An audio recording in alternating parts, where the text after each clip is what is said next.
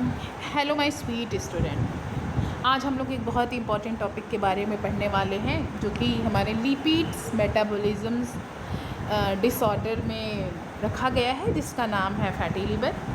Fatty liver, जिसको हम hepatic स्टीरोसिस भी कहते हैं, ये बहुत एक इम्पॉर्टेंट मेटाबॉलिक लीवर डिसऑर्डर है जिसमें लीवर सेल्स मतलब हिपेटोसाइट्स के अंदर ट्राइग्लिसराइड्स मतलब फ़ैट की मात्रा नॉर्मल से ज़्यादा जमा हो जाती है। नॉर्मली लीवर में थोड़ी सी फैट प्रेजेंट होती है जब मेटाबॉलिज्म्स के लिए ज़रूरी होता है, लेकिन जब लीवर का टोटल वेट का लगभग 5 to 10% या फिर उससे भी अधिक हिस्सा फैट बन जाए तो इसे हम फैटी लीवर डिजीज़ कहते हैं। आज के समय में unhealthy lifestyle, obesity, diabetes, junk food, physical activity और एक्सेसिव अल्कोहल कंजप्शंस के कारण इसका जो इंसिडेंस है वो बहुत बढ़ गया है। इस डिजीज़ का सबसे ख़ास बात है कि ये शुरुआती स्टेज में पेशेंट्स को कोई ख़ास सिम्टम महसूस नहीं होता है, इसलिए इसे हम साइलेंट लीवर डिजीज़ भी कहा जाता है। अगर समय पर डायग्नोसिस और ट्रीटमेंट न किया जाए तो धीरे धीरे liver inflammations, fibrosis, cirrhosis, liver failure और लीवर कैंसर तक पहुंच जाता है। जब हम नॉर्मल स्ट्रक्चर और फंक्शन ऑफ लीवर की बात करते हैं तो लीवर ह्यूमंस की बॉडी का सबसे बड़ा इंटरनल ऑर्गन और मेटाबॉलिक ऑर्गन है, जो एब्डोमेन के ऊपर राइट साइड में डायाफ्राम के नीचे जो है प्रेजेंट होता है। ये एक अगर हेल्दी एडल्ट्स में लगभग लीवर जो है वो 1.2 to 1.5 kg का होता है। लीवर बॉडी में 100 ऑफ इम्पॉर्टेंट फंक्शंस को परफॉर्म करता है। ये कार्बोहाइड्रेट का मेटाबॉलिज्म्स करना हो, एक्स्ट्रा ग्लूकोज को ग्लाइकोजेंस में स्टोर करना हो, और जब बॉडी को एनर्जी की ज़रूरत हो तो इस ग्लाइकोजेन को दोबारा ग्लूकोज में कन्वर्ट करता है। लीवर फैट का मेटाबॉलिज्म्स करता है, कोलेस्ट्रॉल और लिपोप्रोटीन बनाता है और फैटी एसिड्स को क्या करता है, एनर्जी में कन्वर्ट करता है। इसके अलावा लीवर प्लाज्मा प्रोटीन जैसे एल्ब्यूमिन और क्लॉटिंग फैक्टर का सिंथेसिस करता है। ये हार्मफुल टॉक्सिन, अल्कोहल और मेडिसिन्स को डिटॉक्सिफाई करता है और बाइल प्रोड्यूस करता है। फैट डाइजेशन के लिए बहुत ज़रूरी होता है। लीवर विटामिन ए, डी, ई, के, विटामिन B12 और मिनरल जैसे आयरन और कॉपर को भी स्टोर करता है। जब लीवर में फ़ैट जमा होने लगता है तो धीरे धीरे ये सारे जो फंक्शन है वो क्या होने लगते हैं, प्रभावित होने लगते हैं। फैटी लीवर डिजीज़ एक ऐसी कंडीशन है जिसमें लीवर सेल्स के अंदर एबनॉर्मल अमाउंट्स में ट्राइग्लिसराइड्स एक्यूमुलेट्स हो जाता है, जिससे लीवर की स्ट्रक्चर और फंक्शन दोनों प्रभावित होते हैं। अर्ली स्टेज में ये कंडीशंस रिवर्सिबल होता है, लेकिन फैट डिपोजिशंस लगातार बढ़ता रहा तो इन्फ्लामेशंस, फाइब्रोसिस, सिरोसिस जैसी कंडीशन डेवलप हो सकती है। अब हम बात करेंगे टाइप्स ऑफ फैटी लीवर की। तो फैटी लीवर का दो मेन टाइप्स होते हैं। पहला होता है अल्कोहलिक फैटी लीवर डिजीज़, जिसको हम AFLD के नाम से जानते हैं, जो एक्सेसिव अल्कोहल कंजप्शंस की वजह से होता है। अल्कोहल्स मेटाबॉलिज्म्स के दौरान जो एसिटाल्डिहाइड और फ्री रेडिकल्स बनते हैं जो लीवर सेल्स को डैमेज करते हैं और फैट मेटाबॉलिज्म्स को डिस्टर्ब कर देते हैं। इसी वजह से ट्राइग्लिसराइड्स लीवर फैट में जाके जमा हो जाता है। दूसरा और सबसे कॉमन टाइप्स है non alcoholic fatty liver disease, जो उन लोगों में होता है जो अल्कोहल्स नहीं पीते हैं, बहुत या तो बहुत कम पीते हैं, जिसका strong relation obesity, insulin resistance, type 2 diabetes, dyslipidemia metabolism syndromes, and sedentary lifestyle से होता है। आजकल इसे हम metabolic dysfunctioning associated steatotic liver disease भी कहा जाता है, क्योंकि ये मेटाबॉलिज्म्स और डिसऑर्डर से क्लोजली एसोसिएट होते हैं। हम देखेंगे कि क्या क्या कॉजेज़ होता है, किसकी वजह से जो है ये फैटी लीवर होता है। फैटी लीवर डेवलप होने के कई कारण होते हैं। सबसे कॉमन पहला है अनहेल्दी डाइट्स, और जिसमें saturated fats, refined carbohydrates, sugary drink, processed food और फास्ट फूड को अधिक सेवन किया जाता है। Obesity, especially abdominal obesity, fatty liver का सबसे बड़ा रिस्क माना गया है, क्योंकि बॉडी फैट से excessive free fatty acids liver तक पहुंचते हैं। टाइप 2 डायबिटीज़ और इंसुलिन रेजिस्टेंस के पेशेंट्स में ग्लूकोज और लिपिड्स का मेटाबॉलिज्म डिस्टर्ब हो जाता है, जिससे लीवर में फैट डिपोजिशन बढ़ जाती है। हाई कोलेस्ट्रॉल और हाई ट्राइग्लिसराइड भी फैटी लीवर का इम्पॉर्टेंट कॉज है। Excessive alcohol directly liver cells को डैमेज करता है और अल्कोहली फैटी लीवर डेवलप करता है। कुछ मेडिसिन, जैसे में अगर आप कॉर्टिकोस्टेरॉइड्स के ले रहे हो, ठीक है, आप अगर टैमोक्सिफेन ले रहे हो, तो ये भी क्या करती है, फैटी लीवर को इंट्रोड्यूस करती है। इसके अलावा रैपिडली अगर आपका वेट लॉस हो रहा है, मल न्यूट्रिशन है, हाइपोथायराइडिज्म है, पीसीओएस है, जेनेटिक फैक्टर है, या फिर कोई फिजिकल एक्टिविटी से भी ये डिजीज़ जो है वो धीरे धीरे डेवलप होती है। पीसीओसिस से भी, पॉलीसिस्टिक ओवरीज सिंड्रोम्स की वजह से भी ये फैलती है। अब हम लोग इसके पैथोफिजियोलॉजी के बारे में देखेंगे। तो फैटी लीवर का डेवलपमेंट धीरे धीरे होने वाली मेटाबॉलिक प्रोसेस है। जब कोई व्यक्ति ज़्यादा कैलोरीज को कंज्यूम करता है या फिर इंसुलिन रेजिस्टेंस डेवलप हो जाती है, तब एडिपोज टिश्यू से excessive free fatty acids blood में रिलीज होते हैं और लीवर तक पहुंचते हैं। देखो, फैटी जो लीवर है, लीवर में क्या किया जाता है, फैटी एसिड्स को ट्राइग्लिसराइड्स में कन्वर्ट करते हैं। नॉर्मली जो लीवर फैटी एसिड को ऑक्सीडाइज करके क्या किया जाता है, एनर्जी बनाई जाती है, और ट्राइग्लिसराइड्स को very low density of lipoprotein मतलब VLDL के थ्रू ब्लड में भेज दिया जाता है। लेकिन जब हमारी बॉडी इंसुलिन रेजिस्टेंस हो जाती है और हमारा माइटोकॉन्ड्रिया डिसफंक्शनिंग के कारण फैटी एसिड का ऑक्सीडेशन कम हो जाता है और ट्राइग्लिसराइड सिंथेसिस बढ़ जाती है, जिसका रिजल्ट्स में ट्राइग्लिसराइड जो है वो हेपेटोसाइट्स के अंदर जमा होने लगता है। फैट का जो है एक्यूमुलेशन ऑक्सीडेटिव स्ट्रेस और फ्री रेडिकल्स को इंक्रीज़ करता है और लीवर सेल्स को डैमेज करता है। इन्फ्लामेशन शुरू हो जाती है। लॉन्ग टर्म इन्फ्लामेशन जो है हेपेटिक सेल्स को एक्टिवेट करता है, कोलेजेंस के प्रोड्यूस करता है। इस कोलेजन डिपोजिशन के कारण फाइब्रोसिस होता है, और अगर प्रोसेस कंटिन्यू रहे तो सिरोसिस और लीवर फेल्योर भी डेवलप हो जाती है। अब हम लोग इसके स्टेज देखेंगे।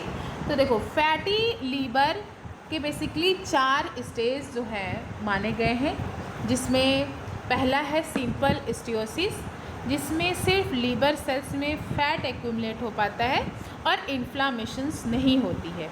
ये स्टेज कम्प्लीटली रिवर्सिबल्स है।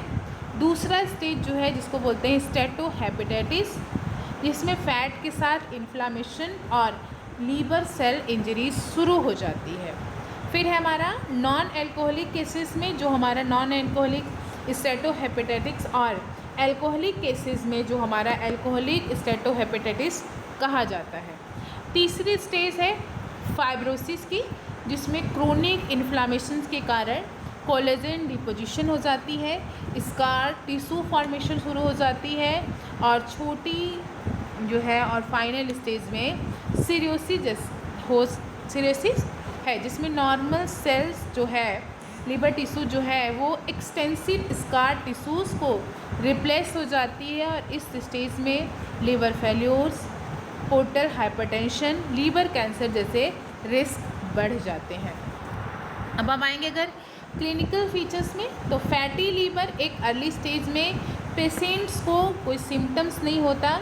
कई पेशेंट्स में डिजीज़ रूटीन चेकअप या फिर अल्ट्रासाउंड के दौरान अचानक पता चलती है, जिससे जैसे जैसे धीरे धीरे प्रोग्रेस करती है डिजीज़, पेशेंट्स को चक्कर आना, वीकनेस आना, भूख नहीं लगना, उल्टी होना, एब्डोमिनल्स में ब्लॉटिंग होना, इनडाइजेशंस होना, राइट अपर एब्डोमेन में हैवीनेस होना, थोड़ी थोड़ी पेन महसूस होना स्टार्ट हो जाता है। एग्जामिनेशंस में जो है हमारा इनलार्जमेंट लीवर हो सकता है, एडवांस स्टेज पे जॉइंटिस है, पेट में पानी भरना है, लेग में स्वेलिंग होनी है, ब्लीडिंग टेंडेंसी होनी है, कंफ्यूज टू द हेपेटिक इनसेफलोपैथी और क्रोनिक लीवर फेल्योर के भी सिम्टम्स जो है वो डेवलप हो जाते हैं। अब हम बात करेंगे डायग्नोसिस की। देखो, अब हम लोग डायग्नोसिस की बात करें तो फैटी लीवर का डायग्नोसिस पेशेंट की हिस्ट्री, उसकी फिज़िकल्स एग्जामिनेशंस, ब्लड टेस्ट और जो है उसकी इमेजिंग स्टडी के बेसिस पे होता है। बहुत बार लीवर फंक्शन टेस्ट मतलब LFT में अगर हमारा जो ALT मतलब SGPT, AST, SGOT, GGT, bilirubin, albumin और एल्कलाइन फॉस्फेट्स को भी इवापोरेट्स किया जाता है। डायबिटीज़ और मेटाबॉलिक सिंड्रोम को एसेस करने के लिए fasting, sugar level, HbA1c, lipids profile भी की जाती है। एब्डोमेन का अल्ट्रासाउंड सबसे कॉमन इन्वेस्टिगेशन है, जिसमें लीवर जो है उसमें ब्राइट्स अपीयरेंस दिखाई देती है, जो कि फाइब्रोस्कैन जो है लीवर की स्टिफनेस और फाइब्रोसिस के एसेस करती है। CT स्कैन और MRI जो है लीवर फैट के डिटेल असेसमेंट करता है। Liver biopsy gold standard investigation मानी जाती है, क्योंकि इसमें फैट एक्यूमुलेशंस, इन्फ्लामेशंस और फाइब्रोसिस को हम क्या कर सकते हैं, एग्जैक्ट पता लगा सकते हैं। कॉम्प्लिकेशंस क्या क्या आएगी अगर फैटी लीवर्स का ट्रीटमेंट समय पर न किया जाए, तो जो डिजीज़ सिंपल स्टियोसिस से बढ़ के हेपेटाइटिस, फाइब्रोसिस, सीरोसिस में कन्वर्ट हो जाती है। Advance cirrhosis, liver failure, portal hypertension, oesophageals और हेपेटिक इनसेफलोपैथी, स्पॉन्टेनियस बैक्टीरियल्स और हेपेटोसेलुलर सर्किनोमा मतलब लीवर कैंसर के कारण बन सकती है। Non alcoholic fatty liver disease के पेशेंट्स में कार्डियोवास्कुलर डिजीज़ भी मोरालिटी से मेजर कॉजेज़ हो सकती है। मैनेज कैसे करें, तो फैटी लीवर का सबसे इम्पॉर्टेंट ट्रीटमेंट है लाइफस्टाइल मॉडिफिकेशन। अगर पेशेंट्स अपने वेट को लगभग 7 से 10% रिड्यूस कर ले, तो जो उसका लीवर फैट इन्फ्लामेशन है, जो कि फाइब्रोसिस में सिग्निफिकेंट इम्प्रूवमेंट देखा जा सकता है। रोज़ाना कम से कम 150 मिनट पर जो है पर वीक उसको वॉकिंग, साइकिलिंग, स्विमिंग और कुछ एक्सरसाइज करनी चाहिए। डाइट्स में green leafy vegetables, fruits, whole grains, pulses, nuts और फाइबर रिच फूड्स को लेना चाहिए। Sugary drink, processed foods, refined carbohydrates, fried food, saturated fat, alcohols को अवॉइड करना चाहिए। डायबिटीज़, हाइपरटेंशन और अल्कोहल को कंट्रोल करना भी बहुत ज़रूरी है। अभी तक फैटी लीवर्स के लिए कोई स्पेसिफिक मेडिसिन्स नहीं है। ट्रीटमेंट का मेन फोकस सिर्फ लाइफस्टाइल और मेटाबॉलिक डिसऑर्डर्स होती है।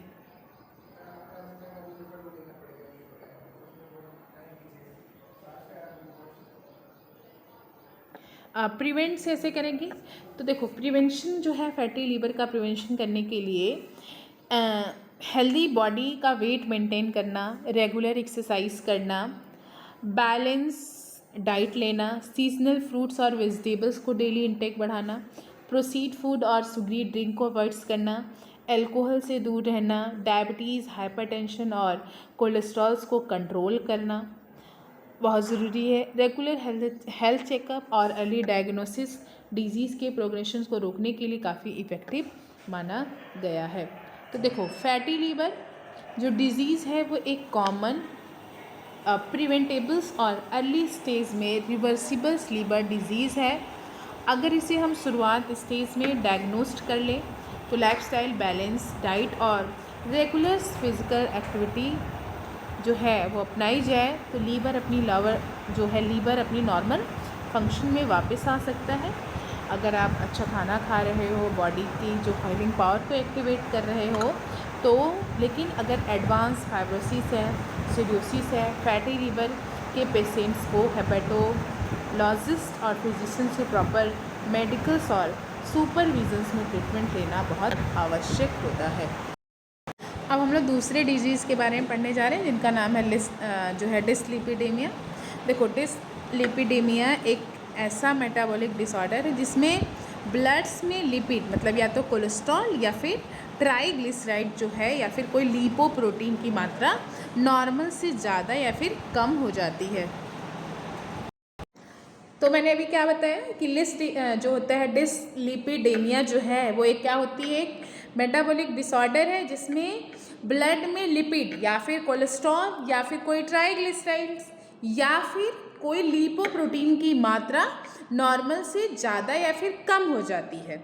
इसमें एक या फिर एक से अधिक हो सकता है, एक या फिर एक से अधिक एबनॉर्मेलिटीज़ हो सकती है, जैसे में टोटल कोलेस्ट्रॉल बढ़ सकता है, लो डेंसिटी लिपोप्रोटीन कोलेस्ट्रॉल बढ़ सकती है मतलब बैड कोलेस्ट्रॉल बढ़ सकता है, ट्राइग्लिसराइड जो है वो बढ़ सकती है और हाई डेंसिटी लिपोप्रोटीन कोलेस्ट्रॉल्स मतलब कि HDL जो है गुड कोलेस्ट्रॉल कम हो सकता है और लिपोप्रोटीन बढ़ सकती है।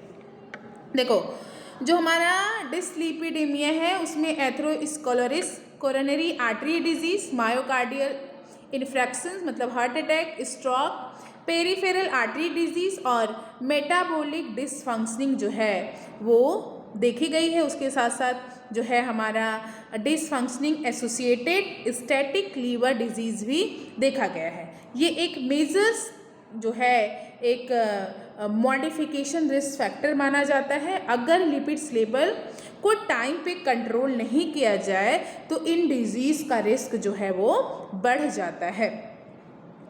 लिपिड जैसे में मान लो कोलेस्ट्रॉल है, ट्राइग्लिसराइड है, फॉस्फोलिपिड्स है, फ्री फैटी एसिड बॉडी के लिए बहुत इंपॉर्टेंट होते हैं।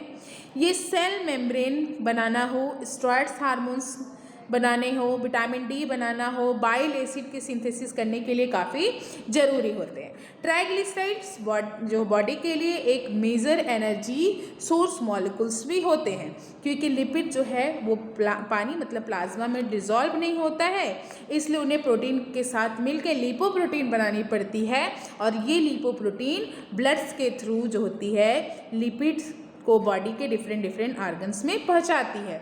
नॉर्मल फंक्शन में क्या हो रही है, बॉडी लिपिड की सिंथेसाइज कर रही है, ट्रांसपोर्ट कर रहा है, स्टोरेज कर रही है, ब्रेकडाउन के बीच में एक बैलेंस मेंटेन की हुई। जब ये बैलेंस अगर डिस्टर्ब हो जाता है तो लिपिडेमिया जो है वो क्या हो जाती है, डेवलप हो जाती है। अब अगर हम नॉर्मल रेंज की बात करें तो नॉर्मल जो रेंज होता है किसका, हमारे लिपिड्स प्रोफाइल का क्या होता है। अगर टोटल कोलेस्ट्रॉल की बात करें तो 200 mg/dl, LDL 100 mg/dl होता है, SDL जो है वो 40 mg/dl से ज़्यादा होना चाहिए। इससे देखो 200 mg/dl से जो है वो कम होना चाहिए किसका, टोटल कोलेस्ट्रॉल। LDL 100 mg/dl से कम होना चाहिए और SDL हमेशा 40 mg/dl से ज़्यादा मैन में और 50 mg/dl से ज़्यादा वुमेन्स में होना चाहिए। ट्राइग्लिसराइड्स 150 mg/dl से कम होना चाहिए और नॉन SDL जो है SDL कोलेस्ट्रॉल है वो 130 mg/dl से कम होना चाहिए। अब हम देखेंगे कि क्लासिफिकेशन में सबसे पहला है प्राइमरी जेनेटिक डिसलिपिडेमिया, जिसमें क्या होता है, जिसमें होती है कि प्राइमरी जो होती है डिसलिपिडेमिया वो जेनेटिक म्यूटेशन की वजह से होती है।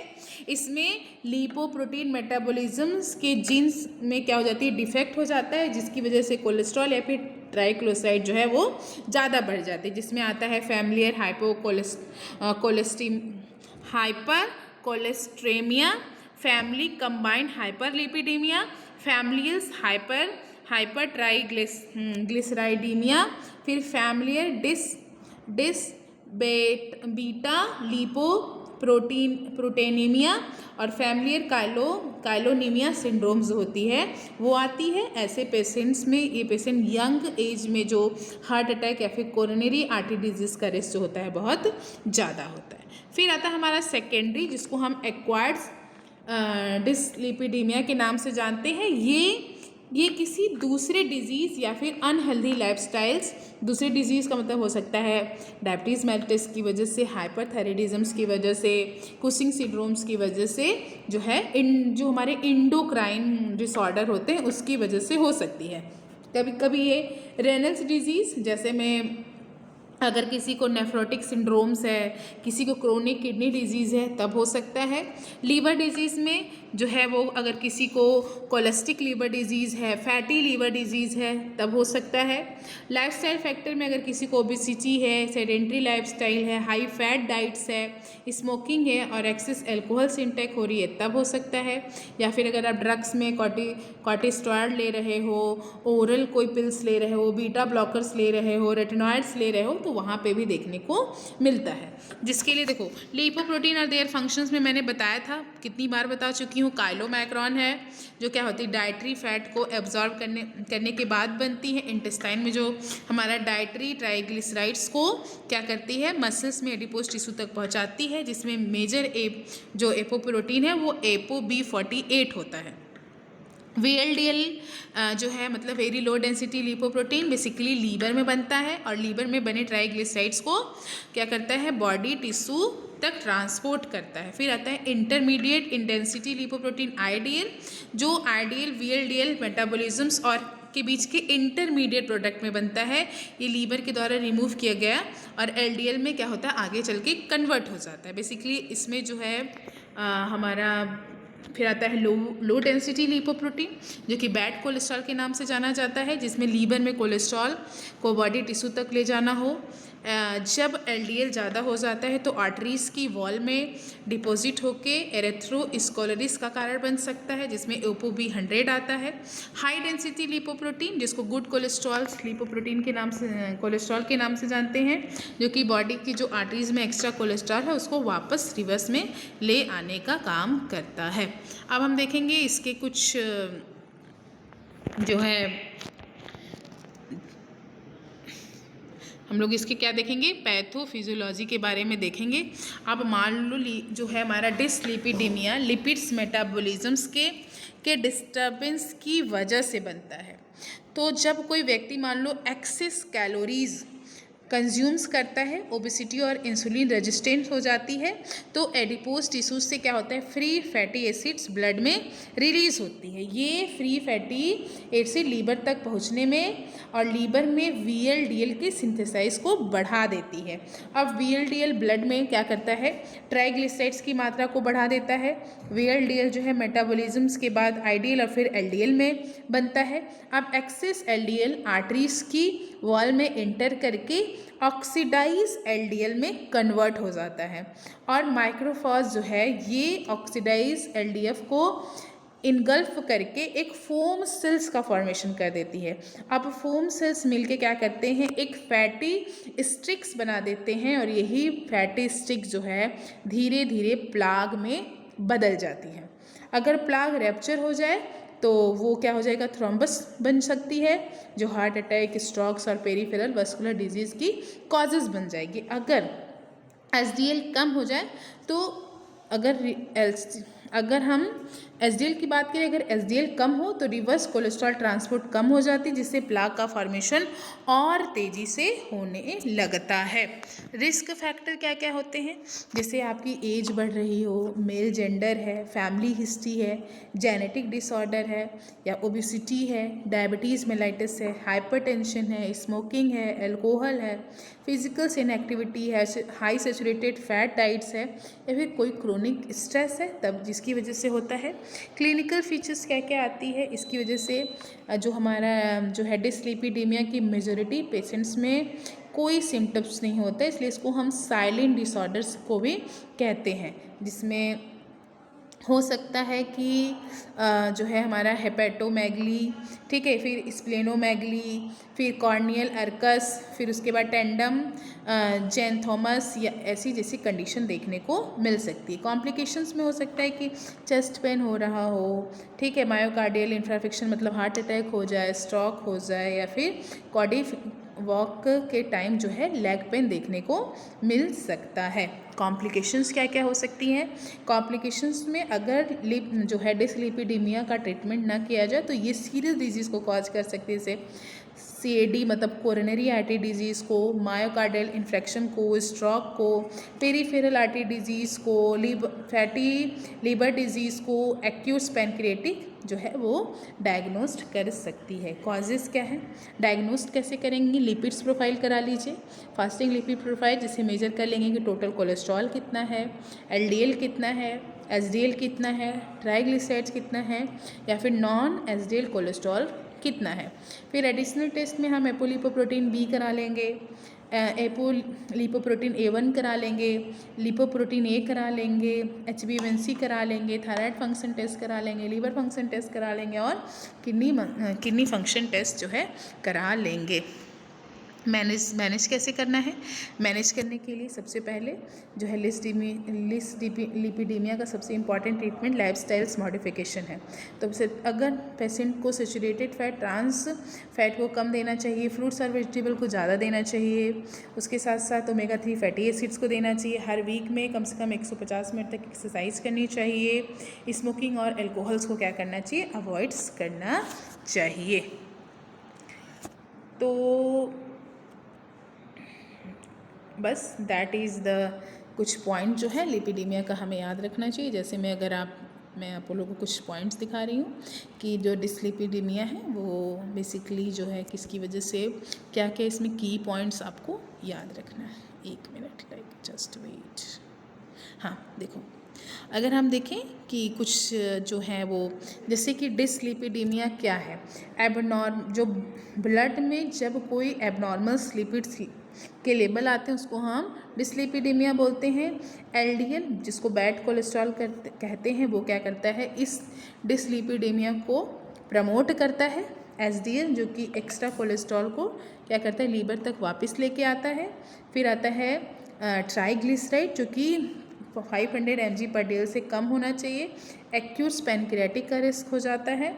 उसके बाद लाइफस्टाइल मॉडिफिकेशन जो है वो बहुत ज़रूरी है। हर पेशेंट को ट्रीटमेंट से सबसे इम्पॉर्टेंट और फर्स्ट स्टेप होता है कि उसको अपनी लाइफस्टाइल जो है उसको मैनेज करना चाहिए।